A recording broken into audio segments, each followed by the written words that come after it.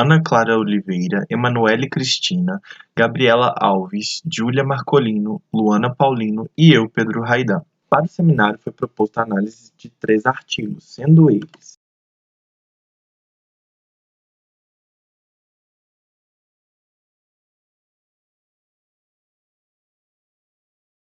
anatomia patológica macroscópica. Alterações macroscópicas no pulmão. Achados gerais na anatomia patológica macroscópica da Covid-19. Aumento do peso e do volume dos pulmões com presença de edema. No artigo 1, o peso médio relatado foi de 975 gramas para o pulmão direito e de 700 gramas para o pulmão esquerdo. Já o artigo 2, o peso médio combinado do pulmão foi de 1.610, sendo que os pesos pulmonares combinados padrão são de 639 gramas para o sexo feminino e 840 gramas para o sexo masculino. Já o artigo 3, o DAD definitivo foi identificado em todos, exceto um dos casos positivos para SARS-CoV-2. Houve concordância geral na confirmação da presença de DAD nos casos de controle. Os pesos pulmonares para os pacientes com diagnósticos de DAD, que é dano alveolar difuso, variam de 620 gramas a 1.600 gramas para o pulmão direito, sendo que o normal está em torno de 300 a 350 gramas e de 640 gramas a 1.350 gramas para o pulmão esquerdo, sendo normal 250 gramas a 300 gramas. Enquanto isso, observou-se que o paciente sem DAD tinha peso pulmonar de 450 gramas para cada pulmão direito e o esquerdo.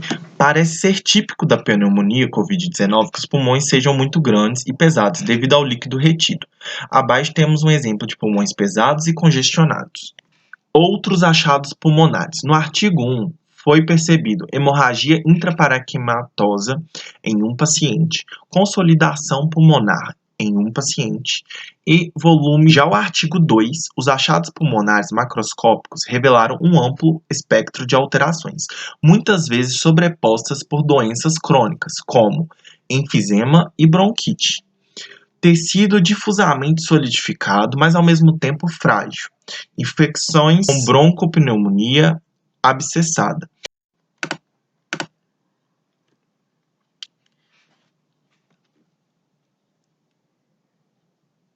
Na figura 1D, podemos perceber superfícies pulmonares com sinais de pleurisia ou pleuritite, inflamação das pleuras. Na figura 1B, podemos perceber um mosaico de campos claros e secções roxas escuras, levemente protuberantes, com desenho capilar proeminente.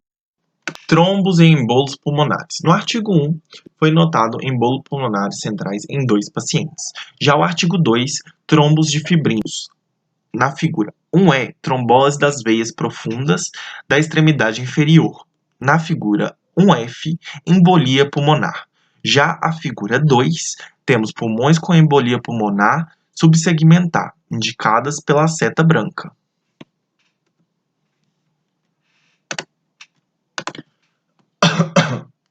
Alterações macroscópicas em outros órgãos.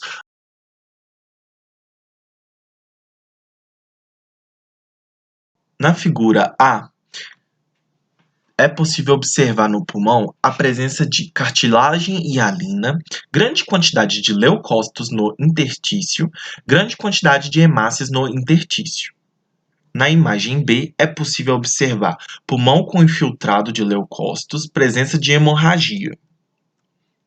Na figura C, é possível encontrar grande quantidade de hemácias com presença de hemorragia, grande quantidade de leucócitos com presença de nucléolos proeminentes, pleomorfismo nuclear, aumento da relação núcleo-citoplasma, aumento do número de mitoses, mitoses atípicas, multinucleação, presença de necrose. Microscópicas, coagulopatias. Na imagem A, acima observamos presença de um trombo recente, vasos hiperemiatos. Alterações microscópicas no pulmão. Na imagem é possível observar alvéolos com presença de líquido de edema e infiltração de leucócitos. Nesta imagem, observamos alvéolos com grande infiltrado leucocitário.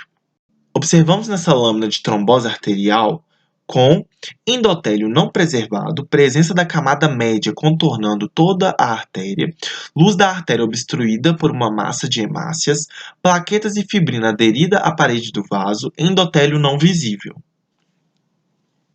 A conclusão que chegamos para os 3 artigos, sequencialmente, foram: no artigo 1, a patologia primária achada foi dano alveolar difuso, com vírus localizado no pneumócitos e epitélio traqueal. Os microtrombos, quando observados, foram escassos e a endotelite não foi identificada. Embora outros órgãos não pulmonares tenham mostrado suscetibilidade à infecção, é necessário que se façam mais exames e pesquisas para entender sua contribuição para a patogênese da infecção. Já o artigo 2, um total de 76 casos, cerca de 95%, foram classificados como mortes por Covid-19, correspondendo às categorias 1 a 3. Categoria 1, morte definitiva de Covid-19, categoria 2, provável morte de Covid-19 e categoria 3, provável morte de Covid-19, havendo outra alternativa possível de morte. Apenas 4 mortes, cerca de 5%, foram definidas como mortes causadas independentes do vírus. Já em relação aos outros 95% de casos que tiveram relação com o vírus, em 8 deles a pneumonia foi associada a uma embolia fulminante da artéria pulmonar. Em 9 deles foram encontradas embolias na artéria periférica pulmonar. A trombose venosa profunda foi encontrada, no geral, em 40% dos casos. Por fim, no artigo 3, tanto os pacientes de Covid-19 que morreram no hospital quanto os que morreram na comunidade apresentaram uma manifestação histológica primária decorrente da doença pulmonar grave, ou seja, não há como diferenciar o DAD causado pelo vírus e o DAD causado por outros motivos a nível morfológico.